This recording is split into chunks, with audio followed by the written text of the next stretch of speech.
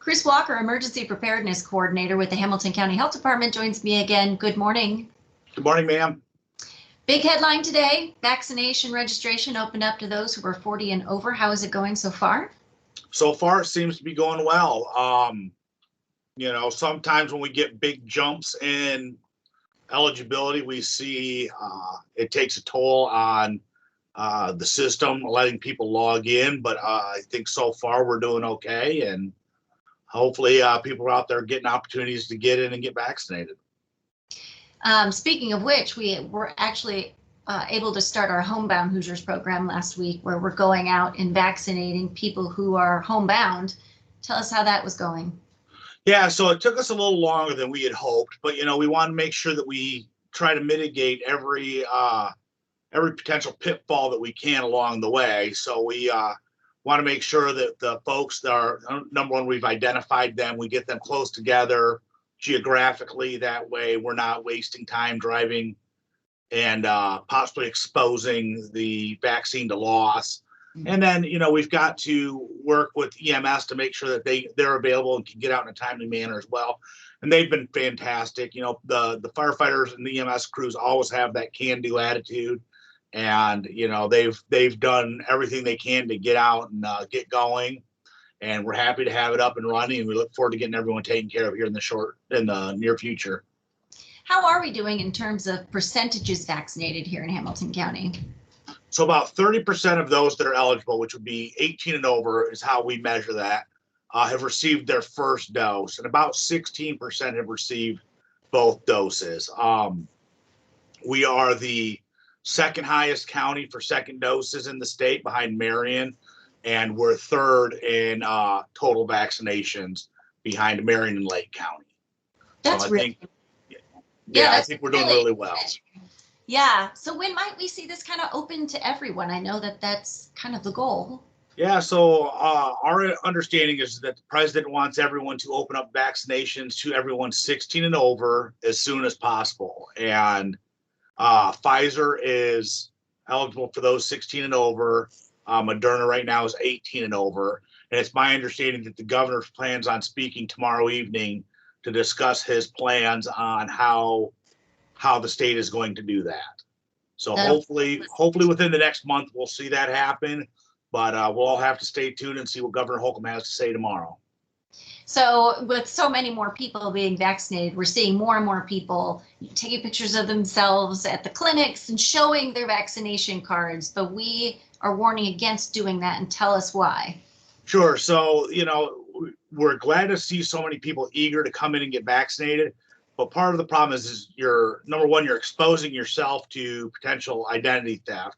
The vaccine card has your name and your date of birth on it. Those are two key pieces of information that a nefarious actor would need to steal your identity.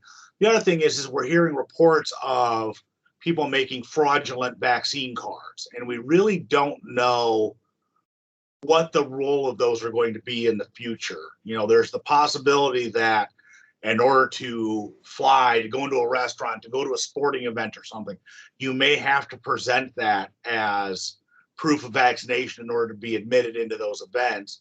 And if we have uncontrolled access to these cards, we're not helping the situation. We're actually making it worse by people saying they're vaccinated when they're not, and potentially exposing people to more illness.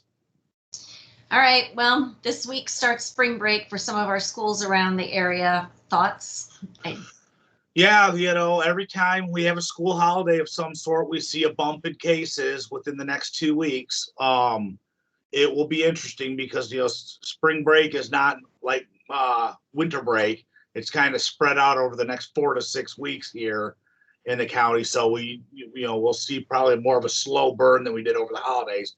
But, I do anticipate some kind of bump. Hopefully we learned our lesson over the holidays, and we're keeping those social circles small, wearing our masks and practicing that good hand hygiene stuff. And, we hope everyone's taking advantage of the good weather and spending time outside. But just remember, those trips that you're taking don't just impact you. They impact everyone that you come into contact with. And we look at the news and we see what's going on down in Miami right now. And, It's kind of scary to think that those people have come from all across the country and are heading back home at some point, and what are they taking with them? So tips for someone who's going on spring break, is it worth getting tested before, when you come back? Like what should you do just to make sure that you're not bringing something back into a school building or back to work with you? Well, the problem is that it takes 2 to 14 days for symptom onset, and especially in the younger generations, it's much more subtle as far as what symptoms present themselves. It's more cold-like in younger children. You know, the best thing to do is either A, stay home and keep your social circle small, or B, be prepared to wear your mask everywhere you go. Yeah. And washing your hands, spend as much time outdoors as possible. Of course, if you do feel symptoms, we want to encourage you to get tested. But the testing is not a way to excuse bad behavior. Let's just be plain about it. By all means, get tested if you need to get tested, but that's not your excuse to go act like a fool and essentially endanger other people for all intents and purposes.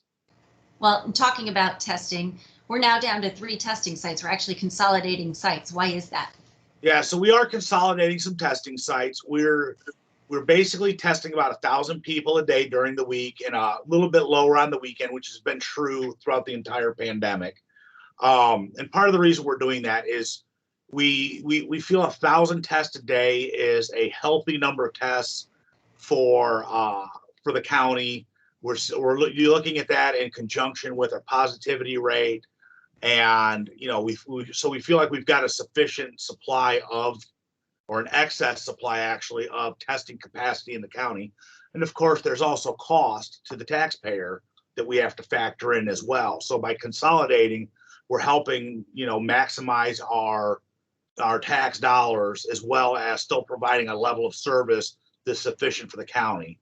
And I think the other thing to keep in mind is that just because we close a site does not mean we can't reopen it if there's a need. And if we do this and it doesn't work, we do just what we've done all along. We learn from it and we make the adjustment necessary. So we're hoping that we can provide the level of service that the county expects and deserves, while at the same time being good fiscal agents of the county and of the residents, and looking for those cost-cutting measures where we can as well. Fair enough. Anything else you want to add I didn't ask, or anything we need to keep in mind as we head into the week ahead?